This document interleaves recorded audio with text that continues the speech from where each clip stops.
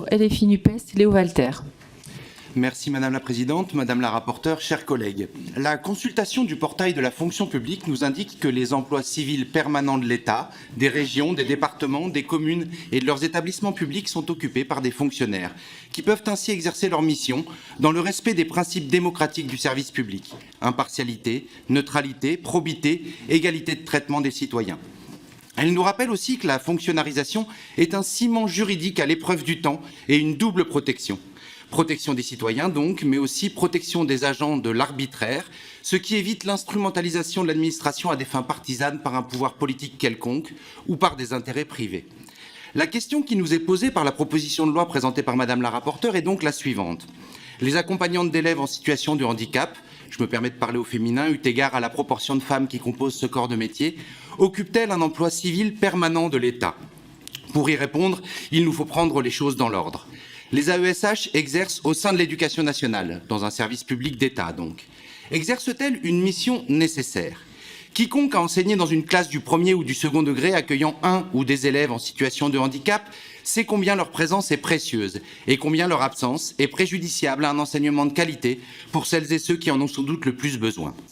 Le rapport de Madame Abomangoli le rappelle. Depuis la loi de 2005, on est passé de 100 000 élèves accueillis en milieu ordinaire à près de 430 000 en 2022, et c'est heureux.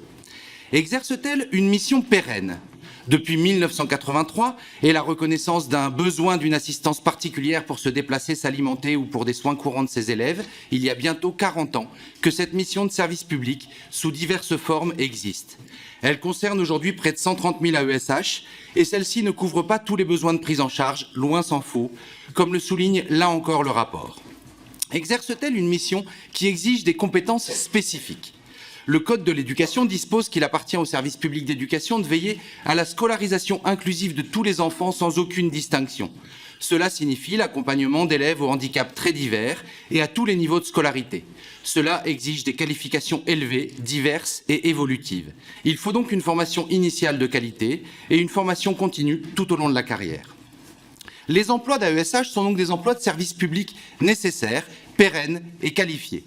Ils nécessitent donc d'être exercés dans un cadre qui en fixe le contenu, les obligations et les droits, et enfin le temps de travail et la rémunération correspondante à leur mission.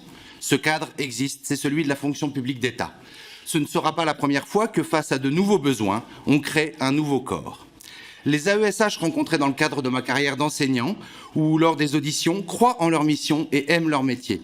Elles demandent la reconnaissance à laquelle elles ont droit, les sortir de la précarité, leur offrir un statut protecteur, leur permettre d'être intégrés pleinement aux équipes éducatives, ce n'est que justice. En résumé, et pour conclure, l'éducation est-elle obligatoire en France? Oui. Existe-t-il des enfants scolarisés ayant des besoins d'accompagnement spécifiques? Oui. Mettons-nous en place des moyens pour les accompagner? Oui. Ces moyens sont-ils suffisants? Non. Pouvons-nous faire mieux? Oui. Existe-t-il un moyen connu du droit qui permette de garantir la présence durable de personnel qualifié? Oui. Ne nous en privons pas. Je vous remercie. Merci, monsieur le député. Monsieur Walter et ensuite madame la rapporteure, et nous passerons au vote. Oui, j'ai quand même l'impression d'entendre depuis tout à l'heure un certain nombre d'arguments d'évitement, comme si la création d'un corps de la fonction publique interdisait toute autre forme d'intervention.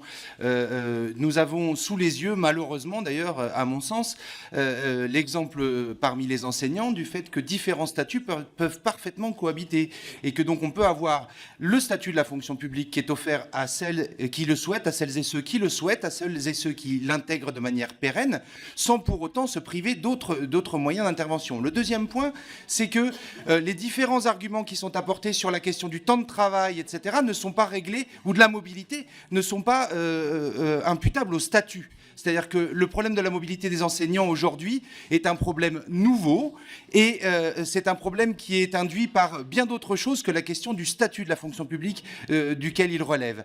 Et enfin, je voudrais dire que offrir aux AESH un cadre de fonction publique est une nécessité aujourd'hui pour répondre à tous les autres points qui ont été soulevés par les collègues. C'est-à-dire, entre autres, par exemple, ce qui est prégnant dans le département que j'habite, la question de la prise en charge des différents frais et des frais de déplacement en particulier. Je vous remercie. Merci, monsieur le député. Excusez-moi, il y a le sous-amendement qui doit être présenté, monsieur Walter. Oui, c'est un sous-amendement pour ajouter une disposition à l'amendement présenté par nos collègues de GDR qui propose que les AESH en poste au 1er septembre 2022 soient immédiatement intégrés. Monsieur Walter, vous vouliez... Oui, non, je voulais venir en soutien de Madame la rapporteure, mais elle a dit ce que je souhaitais dire. Je voudrais juste ajouter un petit point d'attention sur ce rapport sur les PIAL. La question de la gouvernance des PIAL, à mon avis, est aussi à évaluer. Je viens, je le répète, d'un département rural où la grande majorité des AESH est placée en école élémentaire ou en école maternelle. Or, les principales fonctions de tête de PIAL, puisque c'est comme ça que ça s'appelle, même si c'est pas bien joli, sont occupées par des chefs d'établissement du second degré qui connaissent très très mal la réalité des écoles et des petites écoles rurales en particulier. Donc il me semble qu'une évaluation de ces dispositifs serait effectivement la bienvenue. Mais je venais avant tout en soutien à Madame la rapporteure qui l'a très bien dit. Les deux amendements n'étaient pas identiques, bien loin de là. Merci.